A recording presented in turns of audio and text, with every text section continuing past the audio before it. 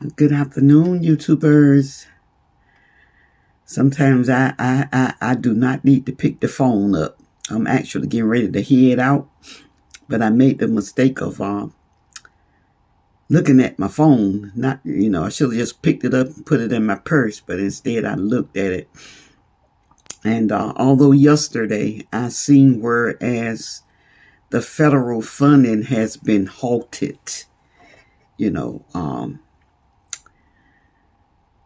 a judge has stopped it for the time being.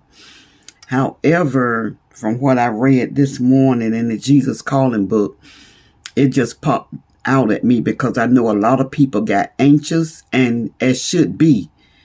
But this message right here is for the children of the Lord. To those of us that our income is limited and we are true children of the Lord, this message is for us. It's time to be more wiser with our finances. Money is not everything. However, we do need it.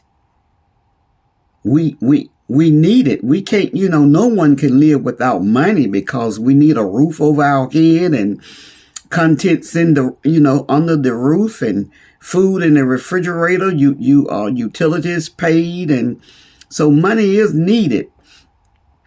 So, a lot of pleasure, which now I know I talk a lot about me because I know about me. I don't know how no one else live their life. I can only speak how I live mine.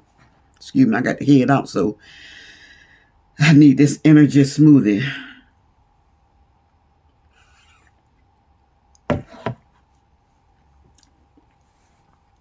I pray for all the saints of the Lord and the fold that has not entered in yet is who I pray for.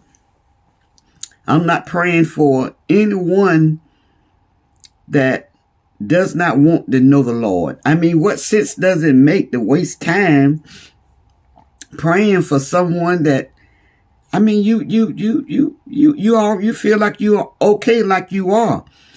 So I don't believe in wasting breath on those people like that and the ones that Satan has deceived. There are some that's in sin, such as I was, and not that I, speaking for myself, was deceived. I just fell in sin. So to you, I'm praying for. I'm most definitely praying for you, because that's what the Bible tells us to do. At least we should fall. But see, I've already fallen, and thank God I learned from that mistake. Getting back to the federal funding, it's stopped for now. But trust and believe, we need to get things in order. We need to stop any unnecessarily spending. When I look at my stove, my flat top stove that was in the home when I bought it, and it still works. And as long as it works, as long as anything in this house still working, I still would have had that Flow model TV that my husband and I bought in 1985. If it was still working, I would still have it. But it broke, so I got a flat screen. The stove that I have, I would love to get a stainless steel stove to match my fridge, but it's still working. And it had the rings around it when I got here, and like I say, it's still working. I'm not buying. See, the wants is what gets us in trouble. But the Bible says that the poor gonna be here always. So we need to be wise with our dollars. I will still be going out to thrift stores, but I'm not. The only hat I'll buy has to be a Jack McConnell or a couple of other names. Christian Dior, his hats sells good. So that would be the only type things that if I was to buy, because I know I could consign it and it'll sell right away. I paid $40 for a fur coat, a mink coat, a jacket, because it's short. Mink fur jacket. And the lady put $4.50 on it. And I got a call, and it sold for, the lady wanted to pay $3.50, so I accepted. I only paid $40 for it.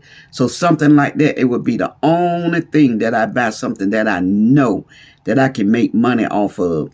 A lot of people, they go and buy new and looking for new. You know how much money. I will continue to talk about thrift stores. Y'all, don't be ashamed to go into these thrift stores and find, you know, so many things in there that you can buy and save lots and lots of money. Getting back to the federal funding, there are programs like Section 8 and food stamps and Medicaid that a lot of people need. Like my friend called me today. I was doing doing a video, and she called me, and she pays $30 an hour, and all the lady don't do, all she do is come wash her back, help her get her socks on, but fixing food and cleaning up and all kind of stuff, no, she don't do any of that. And that's 3 days a week, 3 hours a day. So if her income is not enough for that to come out of, that means she has to dip into her savings. And if she has to do that for a long period of time, she going to end up being poor. You know? So, I mean, there are people that they can afford to do certain things, and there are some, like such as myself, that cannot. I know I'm not going out and buy no filet mignon. I'm not going out and eat no big dinner, expensive dinner, paying $70 for a candle when a $4.99 candle from Roses do just as good. You know, as far as food stamps is concerned, a lot of people, I know of a lady that get food stamps, and she gets another card, and she has so much she don't even know what to do with. She can't use all of that. So they need to vet. Like I say, 47 doing some things that need to be done, but he's dead wrong on a lot of things that he's talking about doing. So I'm just up here just to say to the saints of God that we need to be wiser with our finances. We need to be wiser in the things that we do. We even need to be wiser with the people. You know, let me tell you something, and I probably shouldn't say this because I don't have a problem. I don't have a problem, you know, with my with someone that's here in my life. But let's say that just a friend, you talking to a friend, and not my friend that called me today, another friend, and they miss you. They want to spend time with you. Let's do dinner. They can't do lunch or daytime because they've taken over their father's business. But they miss you. And yeah, I'm talking about myself. I have a friend that twice I turned her down. No, don't want to do this, don't want to do that. When there's somebody in your life with substance, lots of substance, mother have substance, father have substance, husband have substance, but you don't believe in, like if I don't want to go out, I'm not, I'm just not going to do it. But the ones that should be in your life, checking on you, wanting to spend time with you, take you out, instead of just holidays, they you can drive all the way to other cities and visit other people, but you got family members right here.